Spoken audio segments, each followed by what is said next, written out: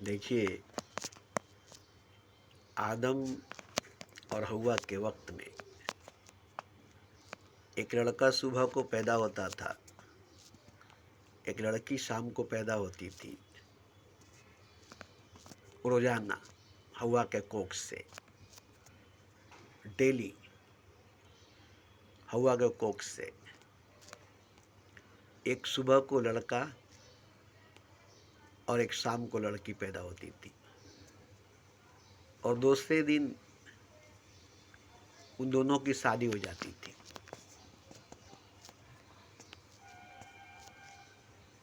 और तीसरे दिन वो दोनों माँ बाप बन जाते थे। तब भी आबादी ज्यादा नहीं थी। एक सुबह को लड़का हुआ, एक शाम को लड़की हुई, दो ही औलाद। फिर दोनों की शादी हुई, फिर उन दोनों की भी शादी के बाद एक सुबह को लड़का, एक शाम को लड़की, और हव्वा को भी सुबह को लड़का, शाम को लड़की। इस तरह से आबादी बढ़ने लगी। अब बताइए कि एक दिन में लड़की लड़का जवान हो जाते थे। ये कुदरत की, प्रकृति की, नेचर की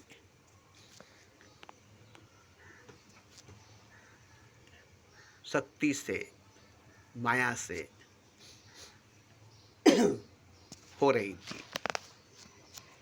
तब भी आबादी नहीं बढ़ती थी, क्योंकि एक ही सुबह को लड़का होता था, एक ही शाम को लड़की होती थी।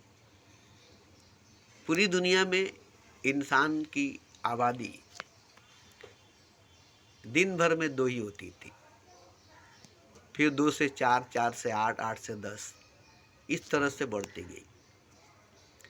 तो आदम ही के परिवार रहे, हव्वा का ही परिवार रहा, एक साथ रहा करते थे।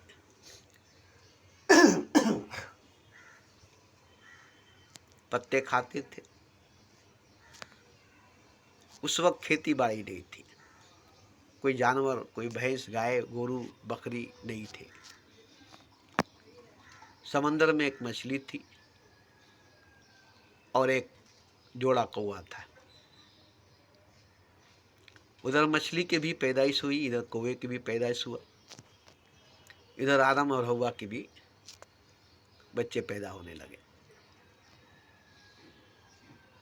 और उम्र 1000 बरस की, 1000 बरस तक जिंदा रहते थे और बच्चे पैदा किया करते थे। 100 बच्चे की माँ, 1000 बच्चों की माँ, और जवान रहती थी, खूबसूरत रहती थी, लंबी चौड़ी। आज की तरह थोड़ी 5, 6, 7 फुट की नहीं, 30 गज की लंबी। मूसा 30 गज के लंबे थे। और मूसा से पहले आदम के पांव का निशान जाकर संगलदीप में देख लीजिए, उसी से अंदाजा लगा लीजिए कि आदम कितने लंबे चौड़े थे, तो उसके औलाद कितने लंबे चौड़े हुए होंगे। तो उतने लंबे चौड़े इंसान की उम्र क्या थी? 1000 बरस, कोई ज्यादा नहीं है। यही गर्दिश थी चांद सूरज की, जमीन की। 24 घंटे में एक दिन, 12 घंटे में दिन, 12 घंटे में रात।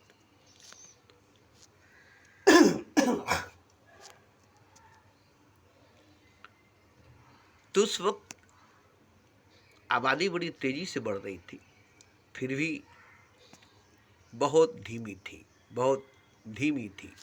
एक सुबह को लड़का होता था, एक शाम को लड़की होती थी।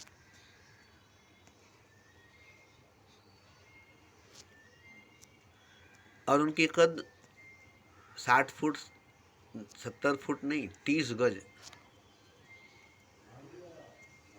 30 तिहाई 90 फुट लंबा चौड़ा। हजरत अली की कलाई 40 फुट की थी कलाई। अब उस हिसाब से एक मूर्ति बना कर देखिए, पता चल जाएगा हजरत अली कितने लंबे चौड़े थे। तो जितने भी पैगंबर हुए 1000 बरस, 800 बरस, 700 बरस, 600 बरस, 500 बरस, 300 बरस की उम्र जिए, पैदल चलते थे। कोई साइकिल, बैलगाड़ी भी नहीं थी, बैलगाड़ी भी नहीं था, पैदल चलना था। और एक जगह से दूसरी जगह जाना भी नहीं था, जहां वो थे वहीं पर एक परिवार में, दूर जाने की बात नहीं थी। शुरू शुरू में मक्का शरीफ में ही आदम और हव्वा की बस्ती बसने लगी। आदम को संगल द्वीप में फेंका गया, हव्वा को जिद्दा में उतारा गया। बहुत रोए आदम, तो मोहम्मद के तुफैल से, मोहम्मद के सदके उनकी गुनाह जो है माफ़ हो गई और दोनों को मिला दिया गया। आदम को कहा गया आप पैर उठाइए और जिद्दा पहुंच जाएंगे। तो उस वक्त जिद्दा की ज़मीन, संगल द्वीप की ज़मीन को 2 कश्ती की तरह मिला दिया गया और वो जिद्दा चले गए। जिद्दा से मक्का चले गए। वहीं वो घर बनाए, संगे अस्वत रखे और एक परिवार का शुरुआत किए। परिवार बढ़ने लगी, संसार बनने लगा। तो उस वक्त इल्म नहीं थी, जहालत थी। हालांकि 1 लाख जुबान आदम को दिया गया था, 1 लाख जुबान की जानकारी आदम को थी, मगर वहाँ दिमाग नहीं थी, इल्म नहीं थी, दिल भी नहीं था, और रूह थी, जिस्म था, रूहानियत थी, आध्यात्मिकता था, सीधा खुदा से जुड़े हुई रूह थी, ईश्वर से जुड़ा हुआ आत्मा थी। आत्मा परमात्मा में संवाद होती थी और रूह और खुदा में बात होती थी। आदम खुदा से बात करते थे, खुदा आदम से बात करते थे। जाते थे, एक ऊंचे टीले पर खड़ा हो जाते थे और आवाज़ देते तो खुदा सुनता था और खुदा बोलता था। तो उस वक्त जिस्म जितनी लंबी चौड़ी थी, मगर रूह जो है हमेशा सर के तालू पर बैठी रहती थी, सांस चक्र में, और वहीं से रूह खुदा से बात करती थी, आत्मा परमात्मा से बात करती थी, जिसको सांस चक्र कहा जाता है। आज के योगी बड़ी साधना तपस्या करने के बाद सांस चक्र तक चेतना को नहीं पहुंचा पाते हैं, चेतना को नहीं ले जा पाते हैं, बड़ी कठोर तपस्या करते हैं, फिर भी अपनी चेतना को सांस चक्र तक नहीं पहुंचा पाते हैं। मगर उस वक्त चेतना गिरी नहीं थी, गिरने का कोई रास्ता नहीं था,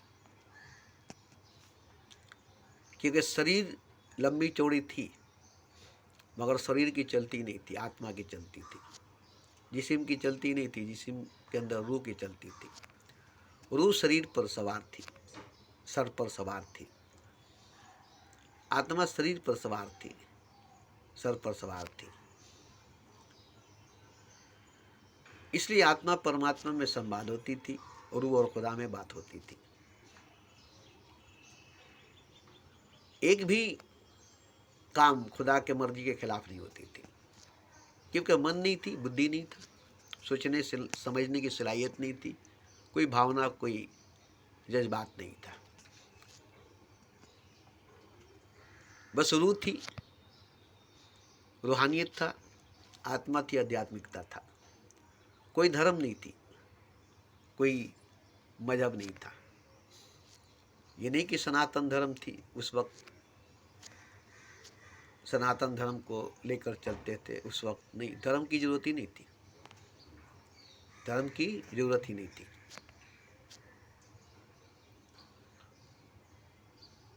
तो आज से कई करोड़ लाख बरस पहले की बात है, आदम की बात। उससे पहले ये दुनिया जिन्नातों की थी। इस दुनिया में जिन्नात रहा करते थे, वो भी करोड़ों लाखों करोड़ों वर्षों तक इस दुनिया में रहे। जब वो लोग गुमराही के शिकार हो गए तो खुदा की कहर नाजिल हुई और सारे जिन्नातों को मार दिया गया। एक बचा और बाकी इधर उधर छुप गए, तो उसे उठाकर ले जाया गया। तो फरिश्तों का सरदार इब्लीस बना, जो लास्ट में आखिर में आदम का सजदा नहीं किया, खुदा का हर जगह सजदा किया, आदम का एक सजदा नहीं किया।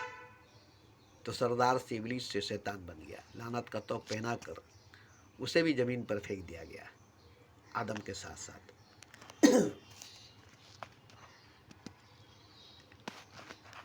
तो उस वक्त 1000 बरस की जिंदगी,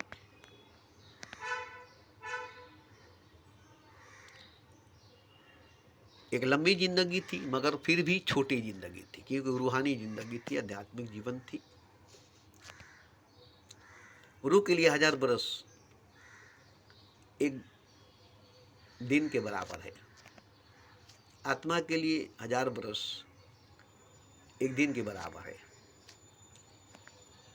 एक दिन के लिए आत्मा जीती थी, जिसमें शरीर 1000 बरस, जिस्म 1000 बरस जीता था।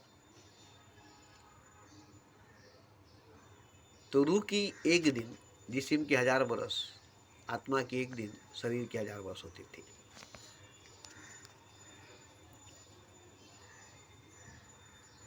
तो इस तरह से जिंदगी गुजरती थी। धीरे धीरे धीरे धीरे धीरे धीरे वो सतयुग का दौर था, देवताओं का दौर था, पैगंबरों अवतारों का दौर था। उसके बाद करोड़ों बरस चली वैसे दुनिया, आदम के परिवार। मगर जैसे जिन्नातों को ख़त्म कर दिया गया, जब गुमराह हो गए, पूरी दुनिया से जिन्नातों को मार दिया गया। कुछ बच्चे कुचे इधर उधर थे जो आज हैं। ऐसे ही आदम के भी वक्त पूरी दुनिया के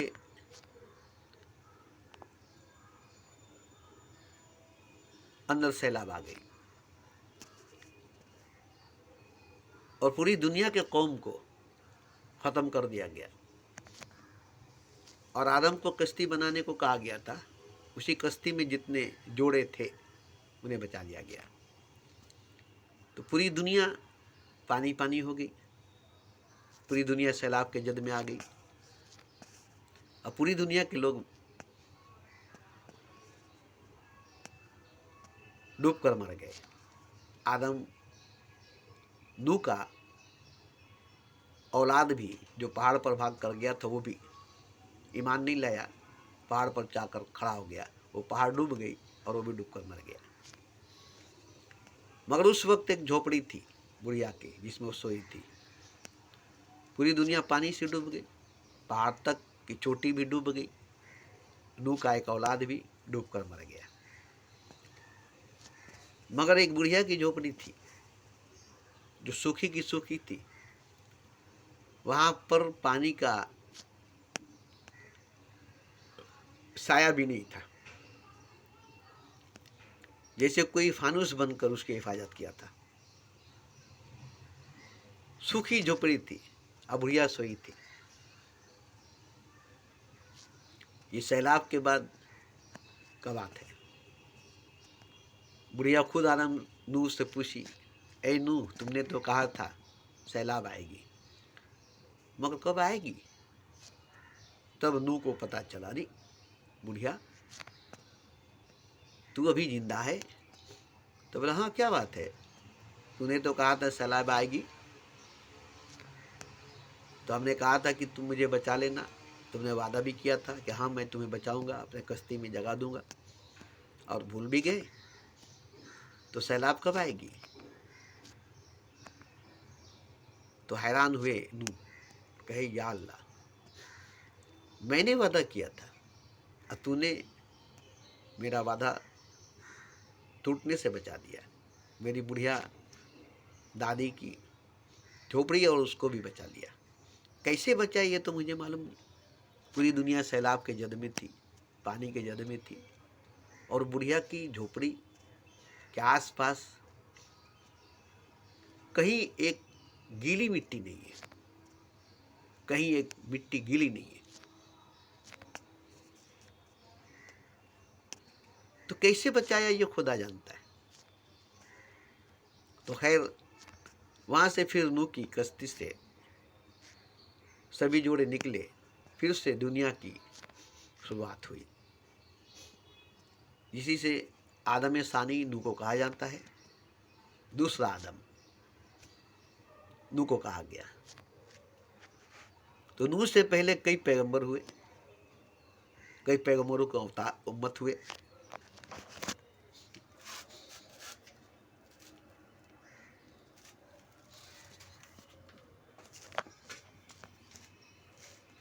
और एक अच्छी खासी दुनिया चली,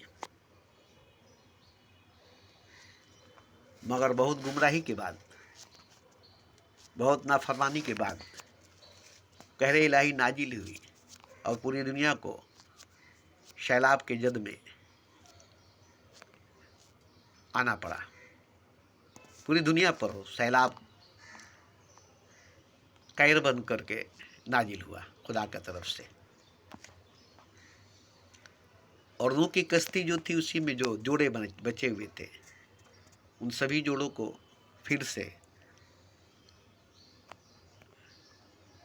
उस कश्ती से निकाला गया और वहां से फिर से दुनिया की शुरुआत हुई। आदम सानी नूह को कहा गया, नूह को आदम सानी का लक़ब दिया गया। तो फिर दुनिया चलने लगी, उसी में राम भी है, कृष्ण भी है। उससे पहले भी 1,24,000 पैगंबर एक एक दिन में तो पैगंबर नहीं आए हैं, हजार हजार वर्ष के बाद पैगंबर आए हैं। इस तरह से जोड़ लीजिए, 1000 वर्ष के बाद ही पैगंबर आए,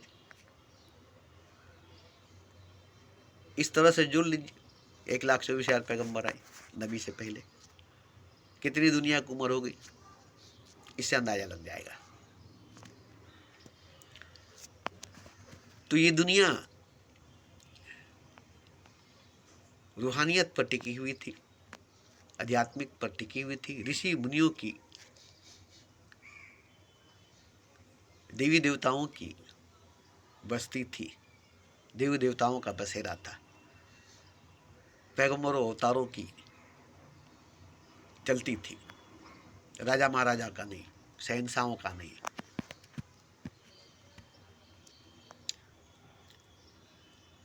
और सीधा खुदा से बात हुआ करती थी पैगंबरों की, सीधा खुदा से बात करते थे पैगंबर।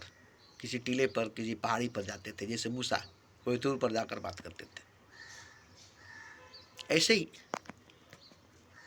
एक पैगंबर की हमेशा खुदा से लगाव रखती थी, जुड़ाव रखता था, कनेक्शन रहती थी।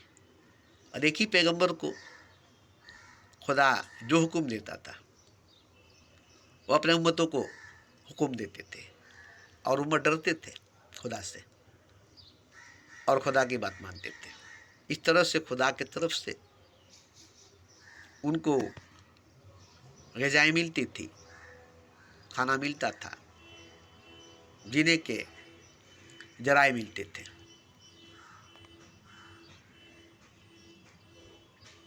खैर इस तरह से दुनिया करोड़ों करोड़ों करोड़ों करोड़ों वर्षों तक चली, जिसमें राम आए, कृष्ण आए, राम आए त्रेता में, कृष्ण आए द्वापर में, आज कलयुग है। नबी आए 1400 वर्ष में, 14 सदी में। आज से 1400 वर्ष पहले। तो ये कलयुग का दौर था, काले युग का दौर था, जिसमें मन काला, धन काला, आत्मा मैली। मन काला, धन काला और आत्मा मैली होगी। और युग कलयुग होगा, काला युग होगा। काला युग मतलब कलयुग होगा।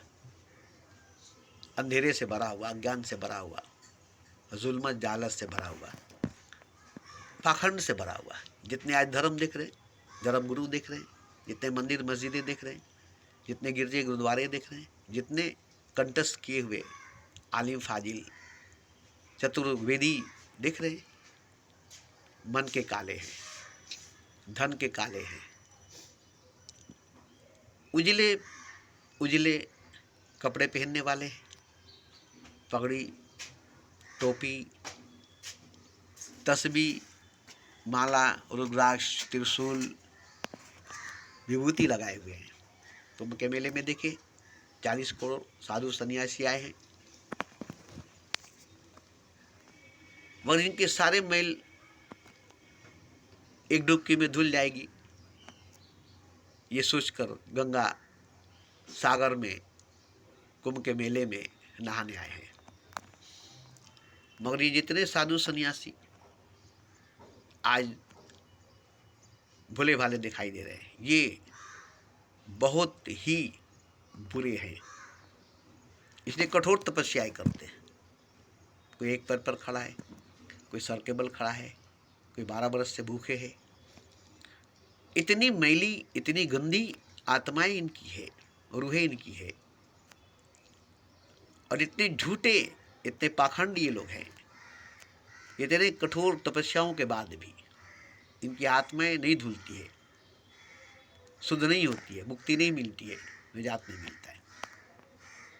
इतने पाप किए पिछले जन्मों में, इतने भयानक, खतरनाक, डरावना पाप किए। इसका हिसाब तो खुदा के पास है, परमात्मा के पास है। आज साधु सन्यासी बनकर, रुद्राक्ष के माले पहनकर, जटाधारी बनकर, बड़े बड़े जटा बनाकर सम्मान पा रहे हैं, मगर मुक्ति नहीं मिल रही है। मिलेगी न मिलेगी, क्योंकि पाखंड बहुत है, पाखंडी बहुत है। खैर, इनका कर्म इनके पास। मुझे जो बोलनी है वो बात ये है कि जो बीत गई वो सपना था, जो बीत गया वो सपना था, जो आज है वो अपना है, जो आज है वो अपना है। तो हम पैगंबर अवतारों की बात कभी नहीं करते, ग्रंथों शास्त्रों की बात हम कभी नहीं करते। इसलिए हम पैगंबर अवतारों को झूठ बोलते हैं, ग्रंथों शास्त्रों को झूठ बोलते हैं। क्यों झूठ बोलते? इसलिए कि वो आज नहीं है, आज वो नहीं है, वो सपना है, वो किताबी बातें हैं। न वो दौर आज है, न वो वक्त आज है, न वो जमाना आज है, न वो दुनिया आज है, न वो इंसान, वो आदमी आज है। आज हमारी दौर है, आज का दौर हमारा दौर है। और हमारे दौर में नबी भी नहीं है, नबी भी नहीं है। ये नबी का भी दौर नहीं है, क्योंकि जिंदा नबी नहीं है, हयात में नबी नहीं है, जिस्म में, बॉडी में नबी नहीं है। मदीने में लेटे हुए, और लेटे हुए नबियों की, ये लेटे हुए वलियों की नहीं चलेगी, जिंदा वलियों की चलेगी, जिंदा सदगुरुओं की चलेगी, जीवित सदगुरु की चलेगी, जीवित बुद्ध पुरुष की चलेगी। तो पूरी दुनिया में 40 अब्दाल हुआ करते हैं, जाहिर में, बातिन में। और पूरी दुनिया में 40 अब्दालों से दुनिया चलती है। 40 अब्दालों के कंधे पर दुनिया होती है। ये 40 अब्दाल सुतून है पूरी दुनिया के। ये 40 अब्दाल मिलकर जो फैसला करते हैं वही आसमान की तरफ से आती है, रहमत बनकर, जहमत बनकर, बारिश बनकर, आग बनकर, आधी तूफान बनकर, सैलाब बनकर, क़यामत बनकर, आफत बनकर, मुसीबत बनकर फरिश्तों के जरिए खुदा भेजता है। जब ये 40 अब्दाल मिलकर दुआ करते हैं, खुदा से फरियाद करते हैं, तो उनकी बात सुनकर खुदा आसमान से फरिश्ते नाजिल करता है और फरिश्तों के जरिए दुनिया में जो भेजना होता है वो भेजता है। तो हाल ये है कि आज के दौर में कद छोटी हो गई, उम्र छोटी हो गई, कद छोटी हो गई, उम्र छोटी हो गई, गेहूं के दाने छोटे हो गए। एक तरबूज एक ठेले पर लाद कर लाया जाता था, एक केला एक ठेले पर लाद कर लाया जाता था, एक गेहूं का दाना एक बस्ते में नहीं आती थी, जो आज बस्ते में अनगिनत गेहूं के दाने समा जाते हैं। एक बस्ते में गेहूं का दाना ही नहीं आता था। तो खैर मूसा के दौर में जन्नत से खाना आया करती थी उम्मत के लिए, जो दुआ किए थे तो जन्नत से खाना आती थी। उम्मे सलवा के नाम से एक परिंदा आती थी और उसके पेट में जन्नत तक खाना हुआ करता था। जैसे भूख लगेगी आपके पास, बिना बोले बिना चाहे वो परिंदा आकर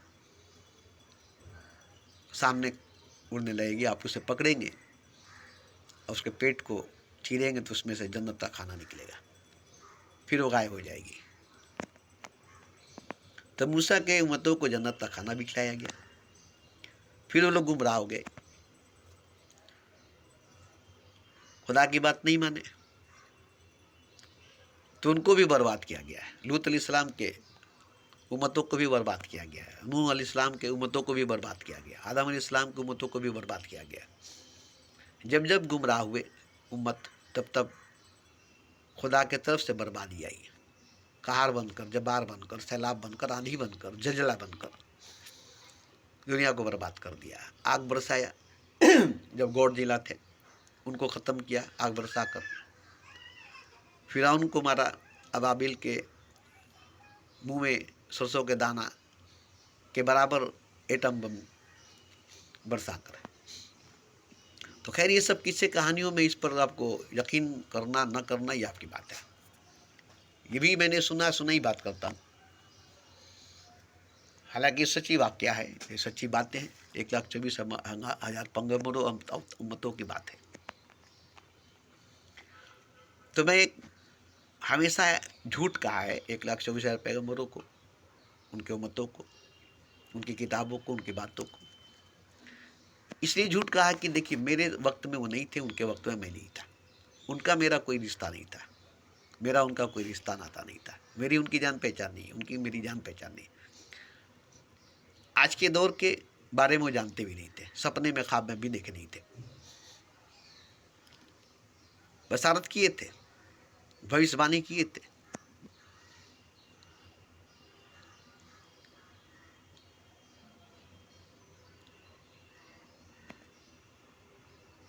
दूरंदेशी की बात किए थे, पेशंगोई किए थे, ऐसा होगा कलयुग, ऐसा होगा 14वीं सदी का दौर। मगर हमारे हाथ में आज जो दौर है, और ये दौर हालांकि हर दौर से अच्छी दौर है, हर पैगंबरों उम्मतों के दौर से, हर पैगंबरों उम्मतों के ज़माने से अच्छी है। बहुत से सहूलियतें हैं, बहुत से साधनाएं हैं, बहुत से जराए हैं। 3 घंटे में हवाई जहाज लेकर चली जाती है दुबई, जबकि 6 महीने लगती थी दुबई जाने में, हज करने में। समुद्र की कश्ती से, तिरपाल वाले कश्ती, पाल वाले कश्ती से जानी पड़ती थी, मोटर नहीं थी। हाथ से चलाया करना पड़ता था। वो भी कश्ती बह जाती थी, समुद्र में डूब जाती थी, हाजी हज भी नहीं कर पाते थे और समुद्र के शिकार हो जाते थे। तो ये सब जो मैंने कहा, ये सब पिछले बीते हुए बात है, गुजरी हुई बात है। इसको मैं सपना कहता हूँ, सच नहीं कहता। क्योंकि देखिए, मैं अपनी बात कहता हूँ। 7 साल का जब मैं था, 7 साल गुजर गए, एक जिस्म 7 साल का चली गई, फिर 14 साल तक दूसरी जिस्म मिली। इस तरह से हर 7 साल में एक नई जिस्म सभी को मिलती है, हमको भी मिली। और उस जिस्म में दिल भी वैसा होगा, दिमाग भी वैसी होगी, मगर रूह एक जैसा होगा, रूह एक जैसी होगी। रूह को जिस्म मिलेगी, रूह को शरीर मिलेगा, आत्मा को शरीर मिलेगी। हर 7 साल में एक नया शरीर, एक नया मन, एक नया बुद्धि मिलेगी। तो जो 7 साल की शरीर थी वो तो चली गई, फिर 7 साल की शरीर वो भी चली गई। इस तरह से हर 7 साल में एक शरीर मर जाती है और उसके मरने से पहले एक शरीर बन जाती है। क्योंकि एक तरफ से मरती है रोज और दूसरी तरफ से बनती है रोज, इसलिए 7 साल में एक शरीर मरती है, जब तक कि 7 साल में शरीर पैदा हो जाती है, तैयार हो जाती है। या तो सर की तरफ से मरती है तो पैर की तरफ जाते जाते एक शरीर बन जाती है, या तो पैर की तरफ से मरती है, सर की तरफ आते आते एक शरीर तैयार हो जाती है। इसलिए पता नहीं चलता है किसी को कि 7 शरीर मिल चुकी, 7 7 49 साल में 8वां शरीर मेरा चल रहा है। 49 साल के बाद 7 9 63, 7 7 49, तो 7 शरीर चली गई, 7 मन 7 बुद्धि चली गई, मगर रूह वही थी, आत्मा वही थी। अब ये जो शरीर मिली है 49 साल के बाद की, अभी इसकी उम्र हो गई 62 साल। अब ये 9वां शरीर है, 1 साल में ये भी शरीर चली जाएगी। 7 9 63, 63 साल मेरी पूरी हो चुकी है। 9 महीना माँ के कोख से जोड़ा जाए तो 63 साल मेरी पूरी हो चुकी है। लेकिन ये 9वां शरीर है जो आखिरी मरहले पर है। इसके बाद 10वां शरीर की कोई चांस नहीं है। 63 साल के बाद मेरी शरीर की कोई चांस नहीं है, यह आखिरी शरीर है। तो सब में जो थी वो तो चली गई, और इसमें भी जो थी चली गई है, आखिरी बची है, आखिरी मरहले पर है। मगर रूह जो है, आत्मा जो है, वो बड़ी पहुंची हुई है। इसकी पहुंच खुदा तक की है।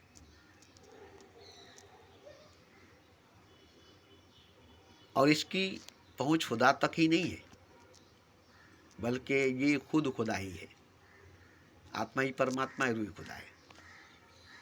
क्योंकि मेरी रूह जागी हुई है, मेरी आत्मा जागी हुई है, और जागी हुई आत्मा परमात्मा होता है, जागी हुई रूह खुदा होता है।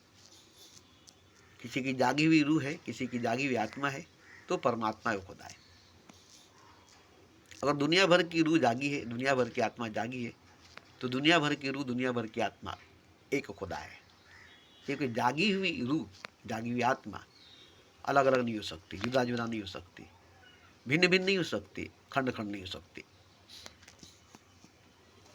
जैसे बारिश के मौसम में कतरा कतरा, बूंद बूंद अलग अलग पानी बरसती है, इस तरह से नहीं हो सकती।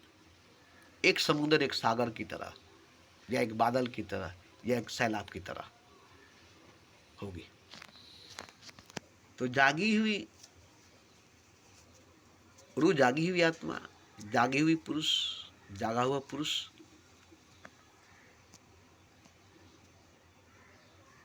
पूरी दुनिया में अगर अनगिनत होंगे तो वही होंगे। अनगिनत भी होंगे, बेशुमार बेहिसाब भी होंगे, तो एक ही होंगे, अलग अलग जुदा जुदा नहीं होंगे।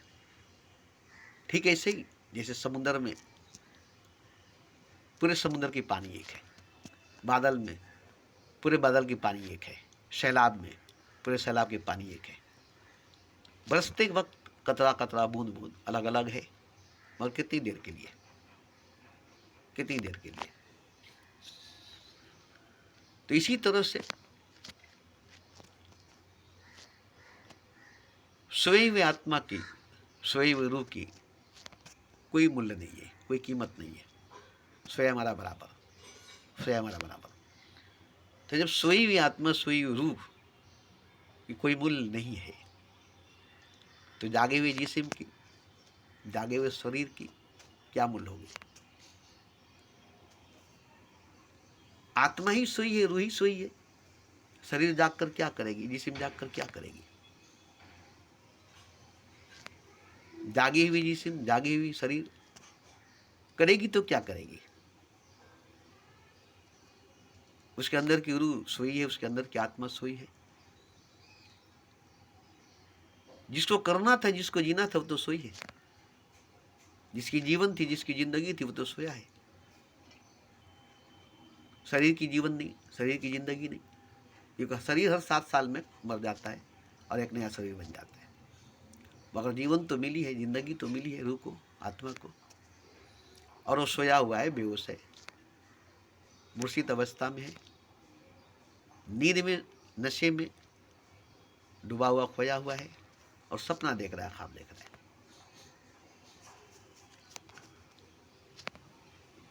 तो रूह को जगाना, आत्मा को जगाना, ये भूत पुरुषों का काम है, महापुरुषों का काम है, सत्पुरुषों का काम है, पैगंबर अवतारों का काम है। तो क्या आज की रूह है, आज की आत्माएं जागना पसंद करेगी, जागना चाहेगी। इतने अच्छे सपने देख रही है, इतने अच्छे ख्वाब देख रही है, डरावना ख्वाब देखेगी, खतरनाक सपना देखेगी, तो उसे जगाना नहीं पड़ेगा, वो खुद ही जाग जाएगी, वो खुद ही जाग जाएगी। डरावना भयानक खतरनाक सपना देखी, ख्वाब देखी,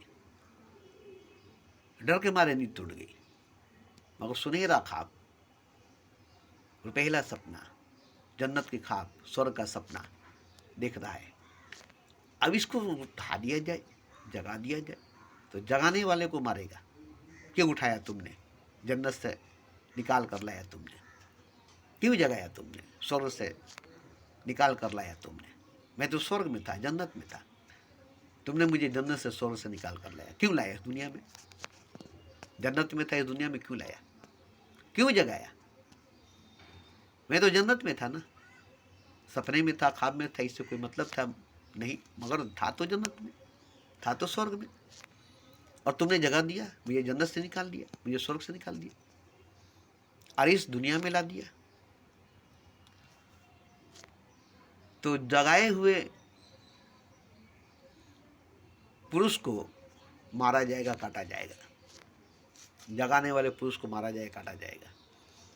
इसलिए नहीं जगाया जाता है, छोड़ दिया जाता है, सपना देखने दो, ख्वाब देखने दो।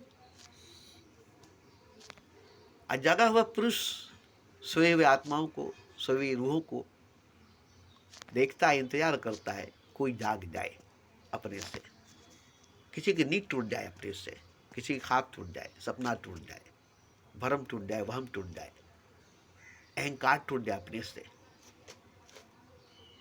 और वो आ जाए सदगुरु के पास, बुद्ध पुरुष के पास, और चले ईश्वर की तरफ, चले खुदा की तरफ। बहुत सो लिया, बहुत सो लिया, अब चलना है, अब जाना है, वो भी ईश्वर की तरफ, खुदा की तरफ। ईश्वर को पाना है, खुदा को पाना है। अब यहाँ से ईश्वर के रास्ते पर सदगुरु के साथ, सच्चे गुरु के साथ, उसका शिष्य बनकर, उसका चेला बनकर, उसके साया परछाई बनकर चलेगा, और सदगुरु से ईश्वर तक ले जाएगा, खुदा तक ले जाएगा, ये सच नहीं, ये हकीकत नहीं, बल्कि वही तो ईश्वर है, वही तो खुदा है। उसे समझाएगा, बताएगा, पहचान कराएगा। ईश्वर ऐसा होता है, खुदा ऐसा होता है, ईश्वर ये होता है, खुदा ये होता है। जब पूरी तरह से ज्ञान हो जाएगा, बोध हो जाएगा ईश्वर की, खुदा की, तो वो सदगुरु को अब सदगुरु के रूप में नहीं, ईश्वर के रूप में देखेगा। बुद्ध पुरुष को बुद्ध पुरुष के रूप में नहीं, खुदा के रूप में देखेगा। खुदा खुद अपनी पहचान कराएगा गुरु बन करके, ईश्वर खुद अपनी परिचय कराएगा सदगुरु बन करके। तब तक जब तक पूरी तरह से शिष्य ईश्वर को पहचान नहीं ले, मुर्शिद खुदा को जान नहीं ले, तब तक मुर्शिद मुरीद को खुदा के बारे में बताता रहेगा, जगाता रहेगा, झिझोड़ता रहेगा। और ये एक लंबी प्रक्रिया है, एक लंबी प्रक्रिया है जो चलता रहेगा। इसमें 40 साल 50 साल लग जाता है। 21 साल की उम्र से 14 साल की उम्र से शुरू होती है गुरु शिष्य की संबंध, गुरु शिष्य का रिश्ता 14 साल की उम्र से शुरू हो जाती है। और वहाँ से शिष्य को जानने में, सदगुरु को पहचानने में 40-50 साल लग जाता है। अब जैसे ही पहचान लेता है सदगुरु को, और वहाँ सदगुरु नहीं होता है, सदगुरु भगवान होता है। अब वो प्रकट हो जाते हैं, जैसे अर्जुन के सामने कृष्ण विराट रूप का दर्शन दिलाया, पहले बताया, समझाया, पढ़ाया। उसके बाद देखा कि अब इसको ज्ञान हो गया, बोध हो गया है, तब देव दृष्टि देख करके ईश्वरीय रूप का दर्शन कराया। ऐसे ही सदगुरु पढ़ाएगा, समझाएगा, बताएगा, उसके बाद ईश्वर का रूप, खुदा का रूप का दीदार कराएगा। खुदा खुद अपनी पहचान कराएगा, ईश्वर खुद अपनी ज्ञान कराएगा, गुरु बन करके, मुर्शिद बन करके, सदगुरु बन करके, बुद्ध पुरुष बन करके। तो अब यहाँ सदगुरु तो भगवान हो गया, अब शिष्य जो है सदगुरु बन जाएगा। अब ये सदगुरु का जगह ले लेगा, सदगुरु भगवान का जगह ले लेगा। अब यहां से ये सदगुरु बनकर प्रतीक्षा करेगा, इंतजार करेगा किसी शिष्य को ज्ञान देने के लिए, जगाने के लिए, भगवान का दर्शन देने के लिए, खुदा का दीदार कराने के लिए। तब तक ये गुरु से भगवान बन जाएगा, तब तक ये गुरु से भगवान बन जाएगा। और जब भगवान बन जाएगा तो फिर गुरु के रूप में रह जाएगा, छुप जाएगा, गुरु के रूप में रह जाएगा, छुप जाएगा। और गुरु बन करके अपना परिचय, अपनी पहचान कराएगा। लंबी पढ़ाई पढ़ाएगा, लंबी पढ़ाई पढ़ाएगा।